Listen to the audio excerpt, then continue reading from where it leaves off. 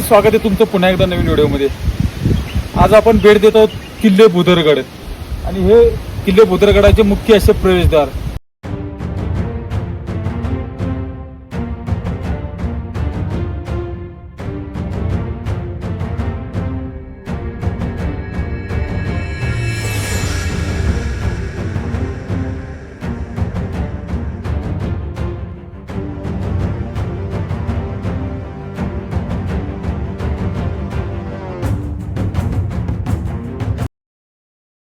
गडामध्ये प्रवेश केल्यानंतर प्रथमतः लागते ती आपल्याला सदर म्हणजे राजदरबार। राजदरबाराची ही सदर।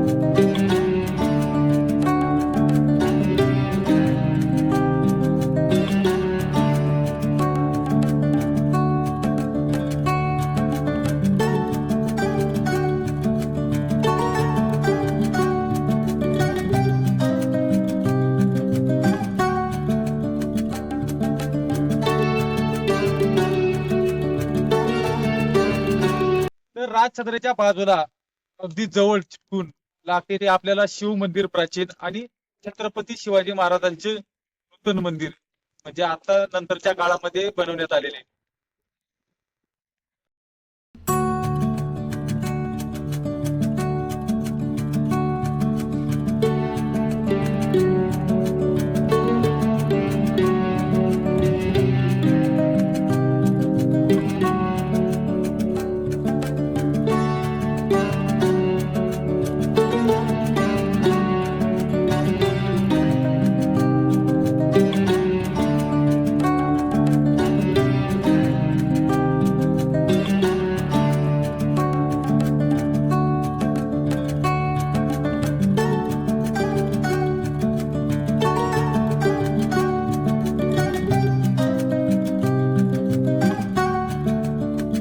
भुदरगडावरील हा दुधी तलाव, तिथे बोटिंगची आता नव्याने व्यवस्था केलेली वन विभागातर्फे। एक तिकीट घर आहे, तिथून तुम्ही बोटिंग वगैरे करू शकता। असा मोठा तलाव आहे। येथील मातीच्या गुणधर्मामुळे ह्या तलावाचे पाणी पांढरे शुभ्र दुधागत झाले आहे।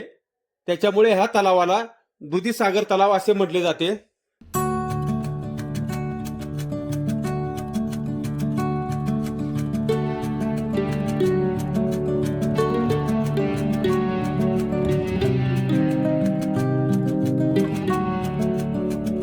हे गडावरील अंबामाता मंदिर, त्या मंदिराची अवस्था अगदी जीर्ण अशा अवस्थेमध्ये मंदिर उभं आहे।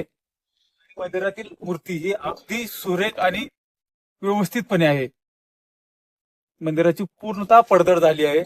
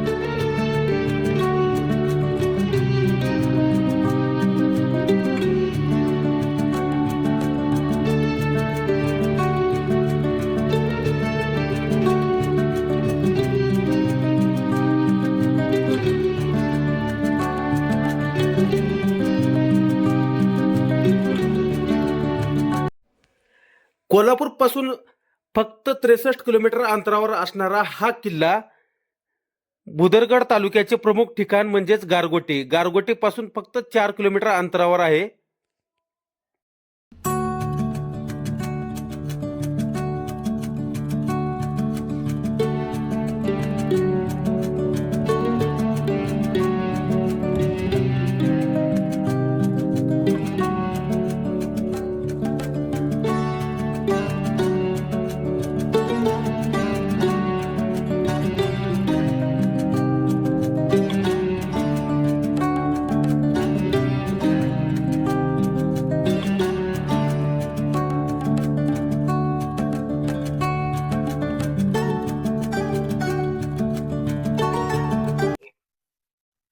गडावरील प्रमुख असे श्री काळ भैरवनाथ मंदिर.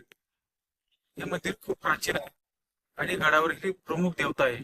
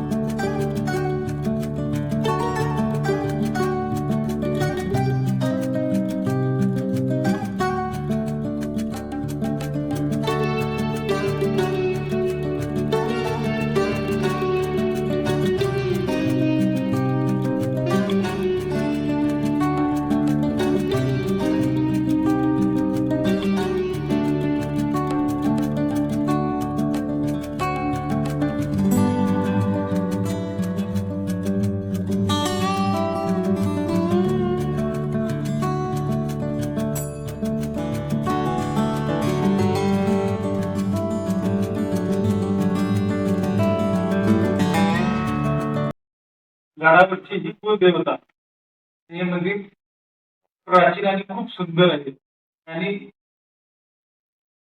श्री काळ भैरवनाथाची मूर्ती अतिशय सुंदर आहे.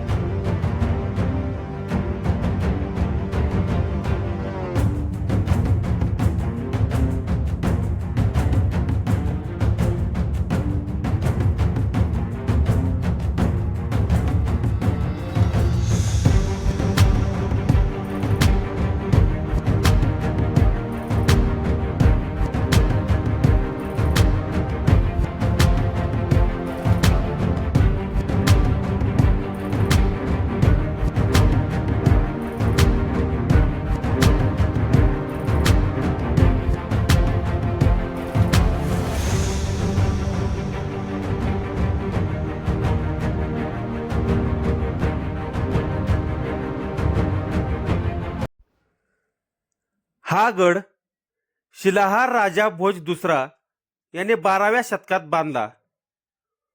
पुढे तो आदिलशाहीकडे गेला.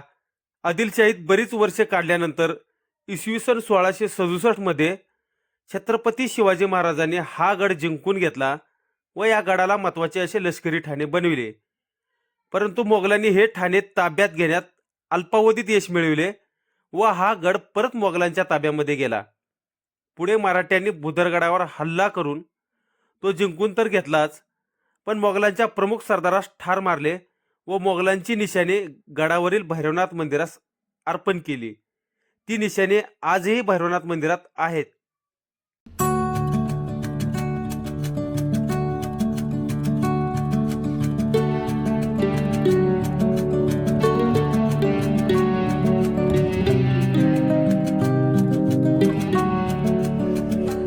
तर अशा प्रकारे आजचा आपला किल्ले भुदरगडाचा प्रवास मी इथेच थांबवतो.